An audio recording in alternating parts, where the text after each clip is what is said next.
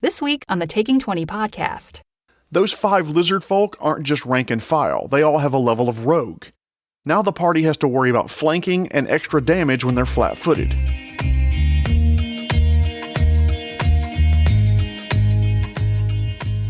Thank you so much for listening to the Taking 20 podcast, episode 155, a crunchy, rules-heavy episode about scaling monsters up and down. Before I get started, I once again want to thank this week's real sponsor, the book Resigned: How to Know When It's Time to Go. This book is about taking responsibility for your career and getting out of a bad work situation.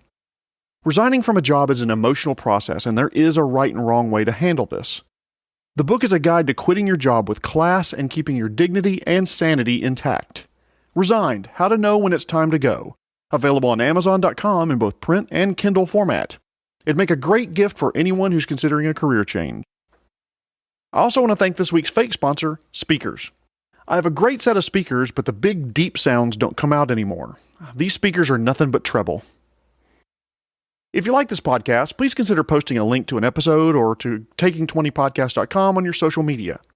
It'll help spread the word about the podcast, and I'd love to see it continue to grow in 2023. Speaking of 2023, I wanted to have a little bit of a review of 2022. For the very first time, last year we had all of our expenses paid to keep the podcast going, thanks to donations from wonderful listeners like you. Over the last 12 months, we've had about 13,500 downloads, which is a 72% growth over 2021. 70% of my listeners are from the US, which honestly is surprisingly low. That means 30% of you are listening to some weird American with a new divot in his head ramble about role-playing games. To all of you, from the bottom of my cold, dead heart, thank you so much for choosing to download and listen. And an even bigger thank you to those who reached out via email, Insta, and Facebook. And finally, to those of you who donated to the podcast to keep it alive, thank you so very much. You're all amazing, and I wish I could thank each of you in person. Maybe one of these days I'll get back to conventions and I'll meet you guys there. If you see me at a table or something, please come up and say hi.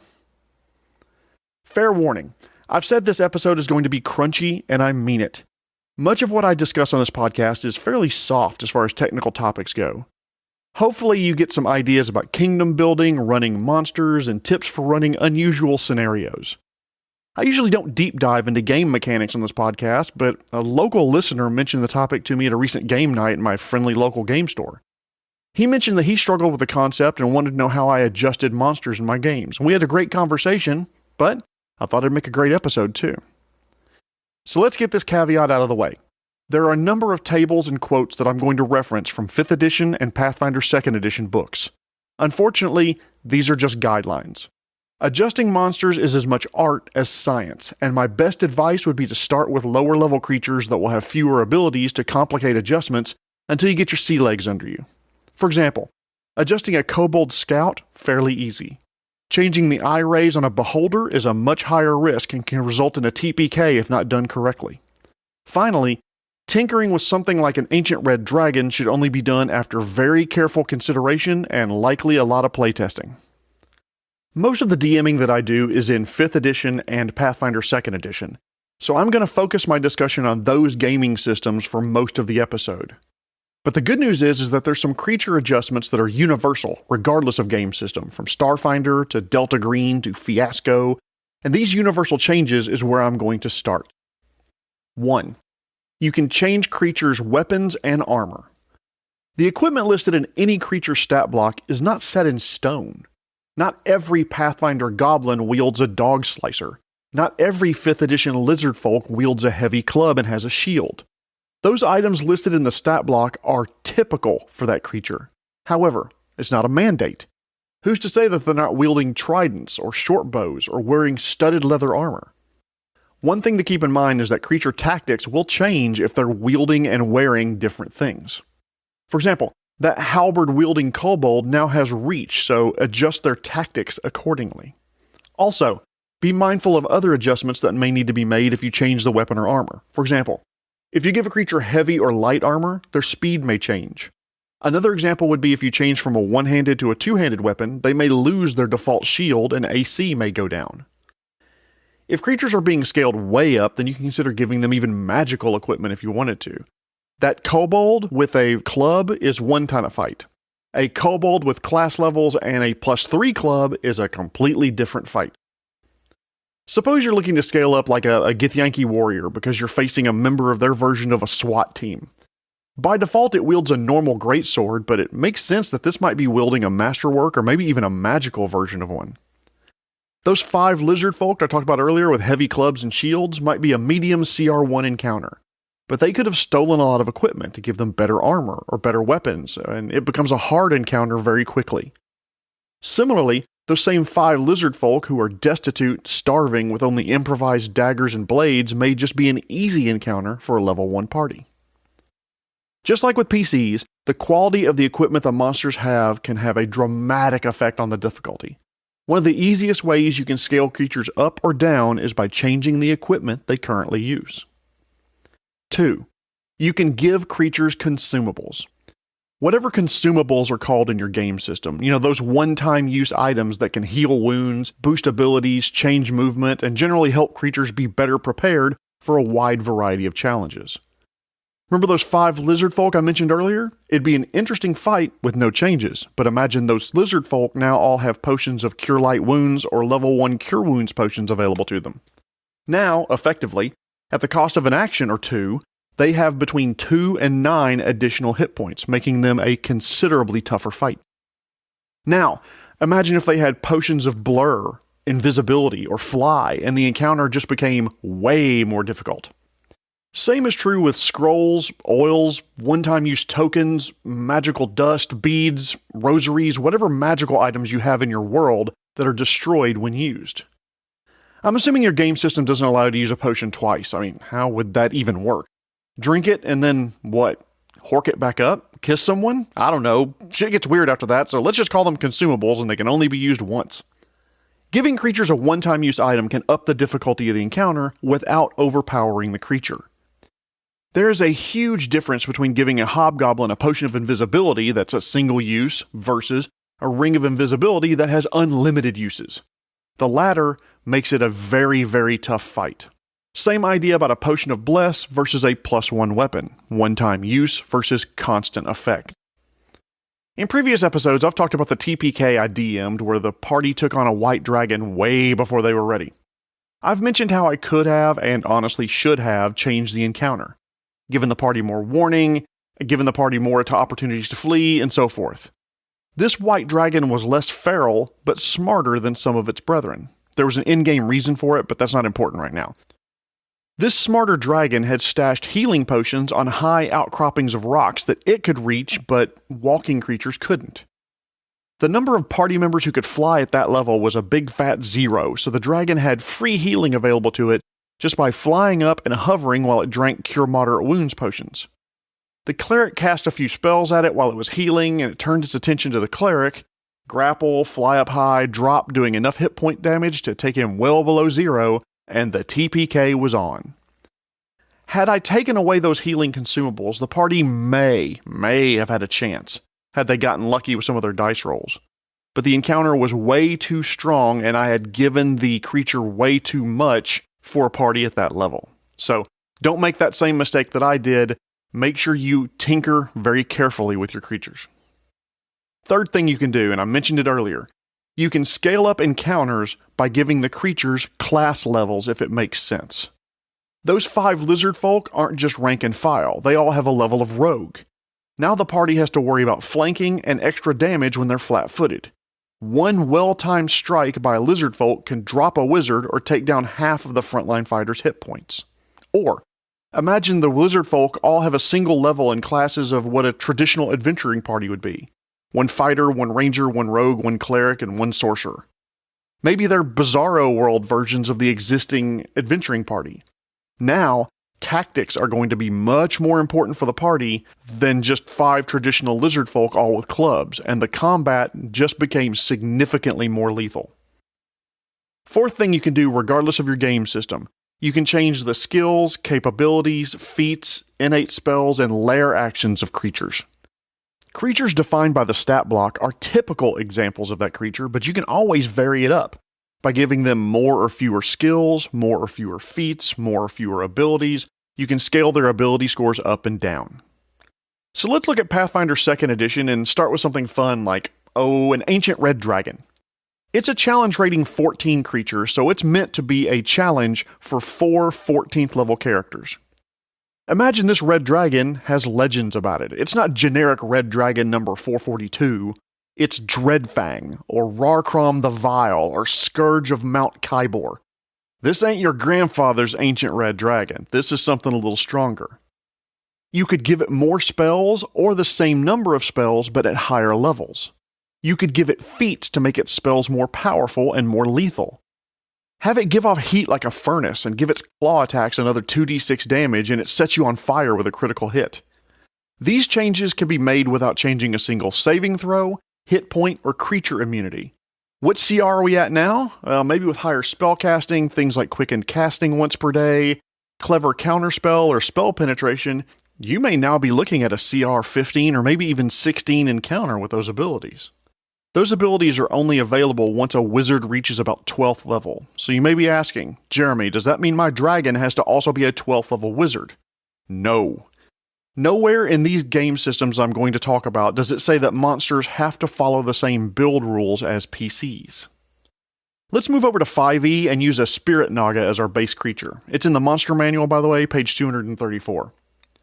The creature description states that they devote their time to developing new spells and enslaving mortals with which they surround themselves.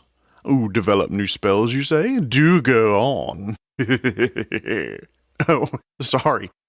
Spirit Nagas live in caverns and ruins and have 60 foot of dark vision by default.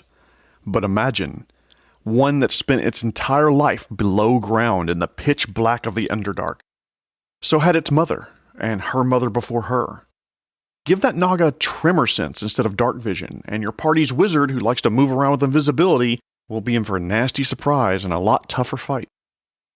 Staying with the Spirit Naga, there's also a number of ways you could change their spell casting to change the difficulty. Instead of Blight, give it greater invisibility to make it a much harder opponent in combat. Or if the Spirit Naga lives close to a crevasse, give it the spell Gravity Sinkhole to cast close to a narrow ledge to forcefully deposit troublesome PCs a few hundred feet down into the deep dark, whatever the hell's down there. A crack that leads to the Underdark? An ooze or other creature that's learned to feed on creatures that fall off the cliff? Do whatever your evil heart desires and unleash it on your unsuspecting party. But don't stop there. You can change the base qualities and abilities of creatures as well. I could imagine a powerful Naga that's developed a gaze attack, eye beams like a beholder, or breath that turns metal to rust. Any of 1,000 other abilities that you can borrow from other monsters, or just make shit up as you go. I think you've got the idea, but if you have questions or want more examples, please feel free to reach out to me, either via email at feedback@taking20podcast.com or direct message on any of my social media presence. Fifth thing you can change to increase or decrease the difficulty of a creature. Change the location of the battle. I've talked about this in previous episodes, but a fight with a creature can dramatically scale in difficulty depending on where the fight takes place. There are some areas where the monster would have, for lack of a better term, home field advantage. Fire-based creatures in a volcano, flying creatures in the air, or creatures that can trip or bull rush fighting at the edge of a cliff. Okay, let's get a little crunchier, like a, crunch bar? I know that's why you tune in, for those high-quality similes like that, so keep listening. I hope you enjoy them. So let's dive into the information in the 5th edition game system about creating and adjusting monsters. Open your Dungeon Master's Guides to page 273, Creating a Monster. Part of the D&D experience is the simple joy of creating new monsters and customizing existing ones, if for no other reason than to surprise and delight your players with something they've never faced before. An ice wight? A necrotic dragon? A dragon totem cow? What the hell are those things? I don't know. Go stat them up because I'd love to see them. There's a great table in the Dungeon Master's Guide on page 274 that gives you approximate ranges by level of proficiency bonus, armor class, hit points, attack bonus, damage per attack, and so forth. The table is meant to be a guide, not holy writ, but it's helped me more times than I can count when I need to scale a creature up or down pretty quickly. There are some caveats, though, that I would have for you. For example, powerful abilities like spellcasting can dramatically adjust a creature's challenge rating. The values given there are for typical creatures, but that doesn't mean that your creature can't fall outside of those norms.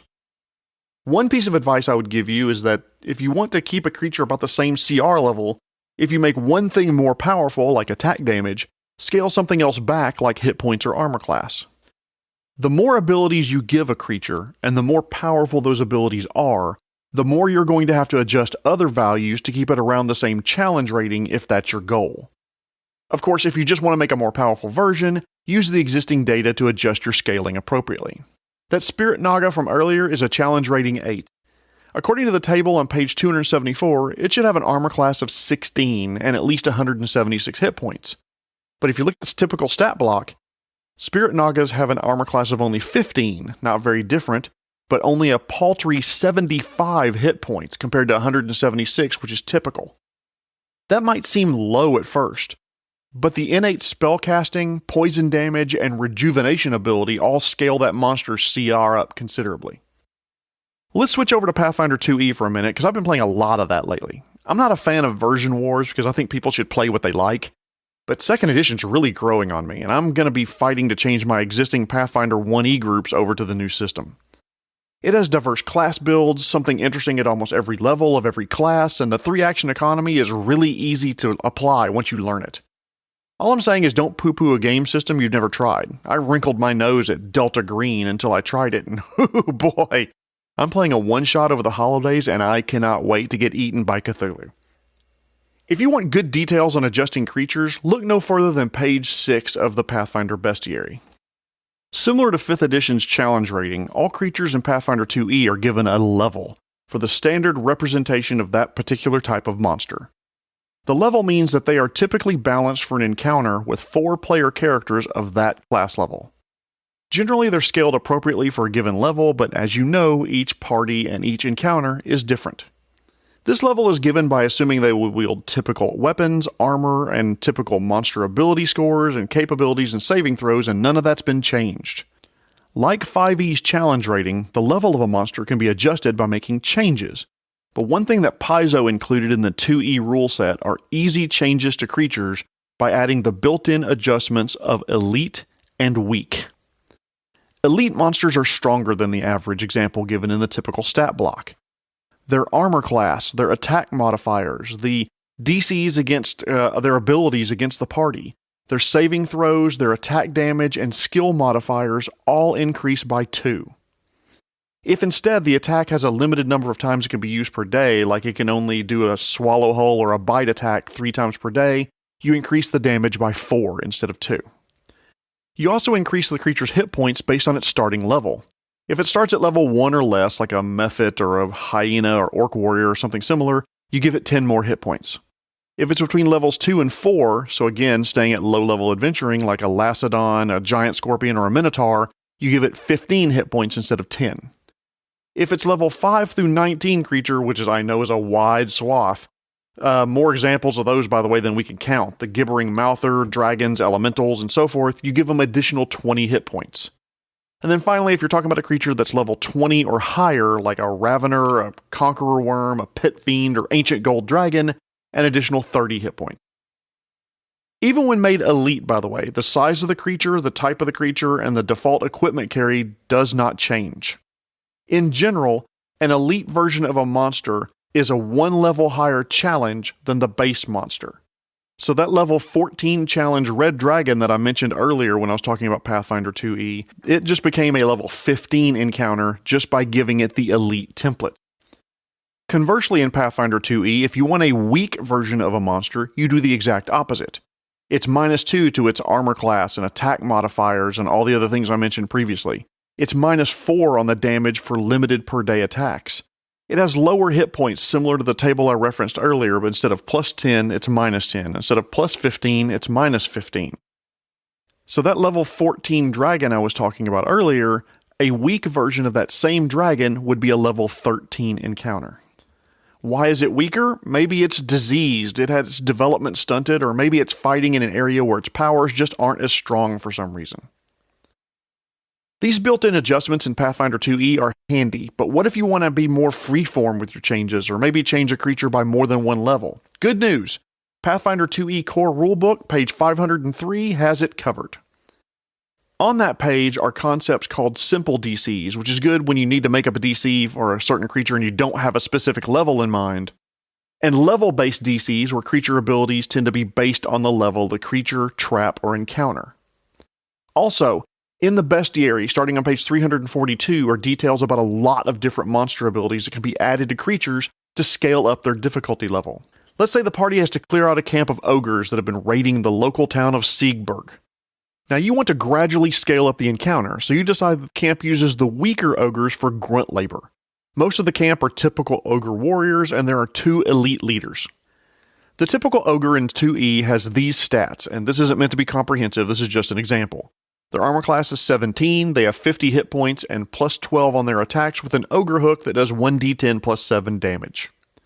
First, the party catches up to the weak ogres that are pulling giant sleds made of lashed-together trees loaded with stolen loot. Their skin maybe isn't as tough, so instead of AC 17, they have AC 15.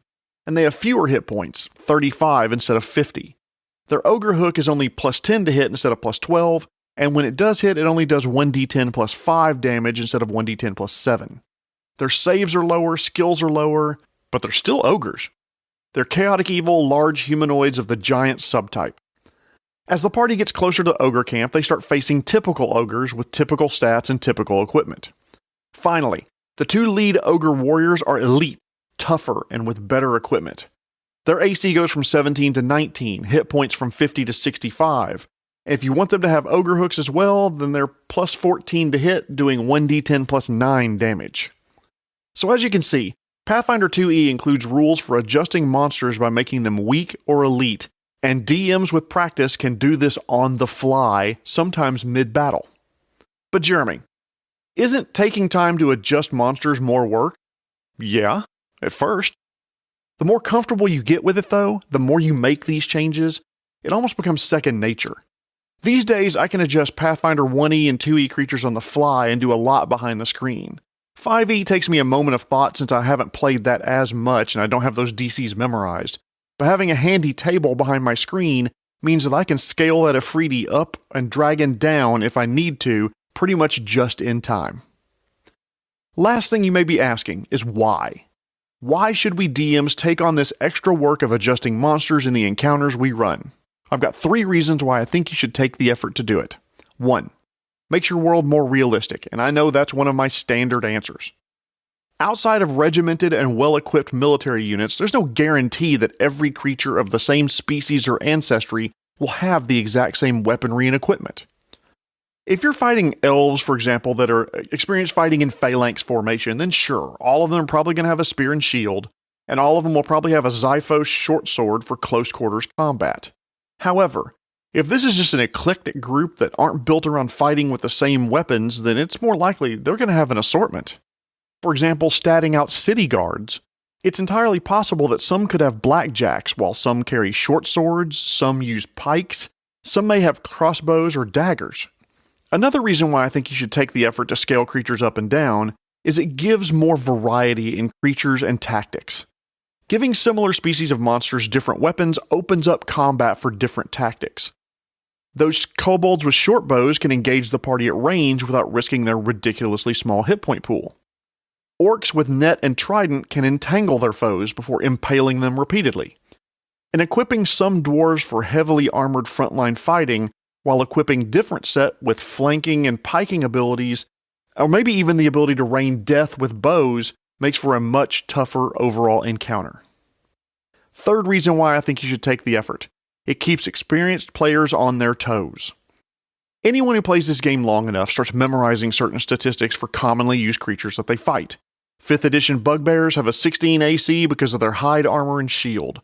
A Pathfinder goblin has about 6 hit points and a small short sword and short bow. We learn this because we fight so damn many of them. By modifying default creatures in some way, you can really shake some things up, mix it up, and keep the game fresh for all of us. This episode could go another 20 minutes, but wow, I am already long. I think you're starting to understand the techniques that can work for changing up monsters in your game world. I want to encourage all of you who are DMing this week, take a look at one of the monsters that'll be in combat with your PCs, Scale its difficulty up or down and see how it plays in your game. With time, this practice becomes second nature and you can do it on the fly, requiring little to no additional prep work ahead of time. Take the time to practice this valuable skill, and I'll bet you and your players will have fun doing it. We're close to 2023, and I have some episodes already planned and working on for early next year, but I want to squeeze in some topics that you'd like to hear. If you have some ideas, please send them to me, feedback@taking20podcast.com, because I would love to hear what you'd like to hear. Tune in next week when the episode will release on Christmas Day, so it seems like a fitting topic would be holidays in your game world. Once again, I want to thank this week's real honest-to-goodness sponsor, the book Resigned, How to Know When It's Time to Go. This book addresses the lies, the truths, and the stigma of quitting your job. In this book are stories from people like you and me who have quit their job, why they did it, and the good and bad experiences they had. Also, before I go, I want to thank this week's other sponsor, Speakers. No matter what music I play, the speaker just keeps telling me how proud of me it is. I think I accidentally bought a motivational speaker by mistake. This has been episode 155, all about scaling monsters in 5e and Pathfinder. My name is Jeremy Shelley, and I hope that your next game is your best game. The Taking 20 podcast is a Publishing Cube media production. Copyright 2022. References to game system content are copyright their respective publishers.